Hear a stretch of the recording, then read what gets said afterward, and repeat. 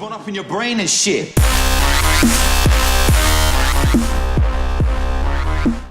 Hi guys, FIFA HD here, and today I'm bringing you a FIFA 13 demo review.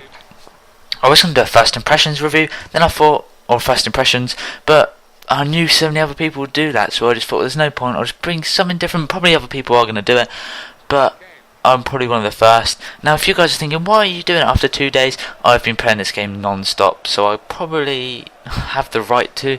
That sounds so bad, it sounds so cocky. You know what I mean anyway, guys. Played it so much, I know the ins and outs of the game basically, or the demo anyway.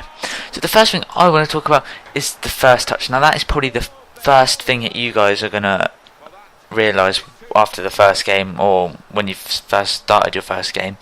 And the first touch is such a huge factor. The defenders will make a huge touch sometimes, and it will give the possession away, and attackers even give it away, especially when they chest it. It's quite a heavy touch sometimes.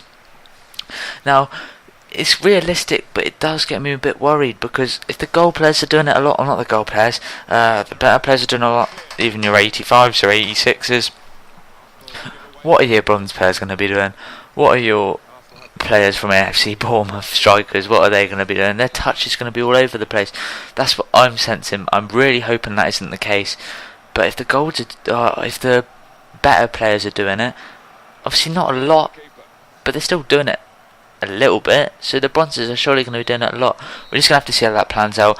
It does make a lot of realism, but if it is like that with the lower rated players, I'm sure I won't be making a bronze team, and probably won't be making a silver team anytime soon.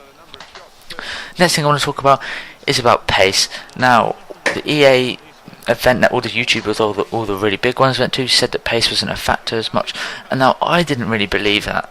I just thought they just said it, because usually every year they do say that. I remember them saying that last year. Didn't say it in like one of the factors, but I just remember them saying it in an interview, David Rutter. But this time the pace, it's so much better. I feel so many people will not be using that bonghole as much as they do now. If you use pace too much, if you just hold down the sprint button with your players are going to be absolutely knackered for the last 20 odd minutes, and you're just going to get absolutely slaughtered, and you will probably lose. So you can't hold down the sprint button as much, you can't pace abuse as much, which is such a better thing. It's not going to be dominated about who's got the quicker player, it's going to be dominated by who can pass better and who's got better skill. Next thing is about the finesse shot. Now everyone knows how overpowered the finesse shot is. You could finesse it from outside the box, and I'd say at least 60% it will go in. If you're inside the box every time, or not every time, obviously 85% it will go in. It was so overpowered, it's ridiculous, and in real life it doesn't happen that much. So I'm happy to announce that sounds weird, I'm happy to say that the finesse isn't as overpowered as it was. You can still easily get a finesse shot off, but most of the time it will go wide, or it could be close.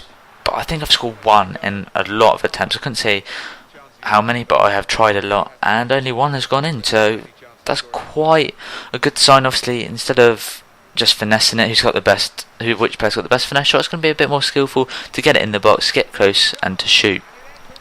Obviously, you still can score them, which is realistic, as if you saw Ukraine's goal yesterday, that was a finesse shot, so it does happen in real life, but just not as much as FIFA 12 told you it did. Now, I'm going to probably have to go through this a little bit quicker, as I'm at 4 minutes already. Now, free kicks, I think using this 3-man thing is really good.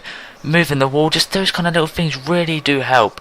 Moving that wall up is just a little thing, but it's so much better. Same with the subs, guys. Have you seen the subs warm up? It's quality. I really do like that kind of, just those little things, but it does make such a big difference.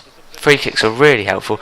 I've had about 5. I haven't actually scored any, but I have done a free kick with a Freeman where he chips it up, and did shoot, but it went miles wide. So, yep.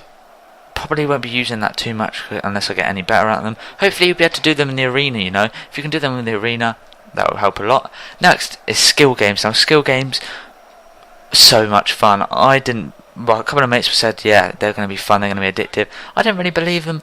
I've played them in the demo, and I really do like them. I still don't think I'll be playing them all the time, but I will play them much more than I did believe at first I would.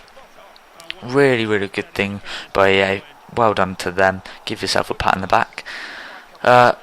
Quick free kicks have definitely been improved. You know, every single time now, instead of maybe if the ball went out a little bit, you cannot take a quick free kick. Well, now the player will run and kick it back, so you can take it quick, which is really nice. And you don't have to, of course, you can just leave it and then wait to pump it in there. Nice little thing like that. They needed to fix it, and they have, especially, and quick throw-ins as well. That has really been improved, which is a nice little feature. Next is the player impact engine. Again, very improved. I haven't seen one of those fuss radar videos on YouTube yet. If you can see one, do link me. I will watch. And there probably is maybe one or two, but definitely not as many as there was in FIFA 12. Even on the full game, they said. I remember seeing an interview. They said, "Alright, in the demo for FIFA 12, there is a lot we know, but it'll be fully fixed, nothing wrong." Now, when we got FIFA 12, it was exactly the same. So I'm hoping it stays like the demo and is fine, and no more problems with the impact engine, no more funny fails, whatever. So yeah, and then that is about it. Unless I can think of something really quickly. This is quite bad. No. Alright guys, I hope you enjoyed the video. Please leave a like. Subscribe if you haven't. More FIFA 13 content. There'll be videos daily as soon as the full game comes out. I've got the season ticket, so I've got the early release the 22nd, and I've decided that I'm going to do a career mode with Bournemouth. So as soon as the 22nd comes, there'll be a video out that day, career mode with Bournemouth, probably try and get into Champions League. And yeah, then probably a bit of Ultimate Team, but there's not going to be much on the market, so I'm not really sure what's going to happen with that until the full game comes out. Then get Still or No Still will be out. Hoping once every 3 days, because I know you guys, a lot of you have come over from random FIFA videos for that series, so that will definitely be back. Be uploading that regularly, and of course good old player reviews will be back. I've got a special player. If you guys know me well, you'll know who it is. Anyway guys, hope you enjoyed the video. Please leave a like, follow me on Twitter as well. Hope you enjoyed the video, and yeah, cheers.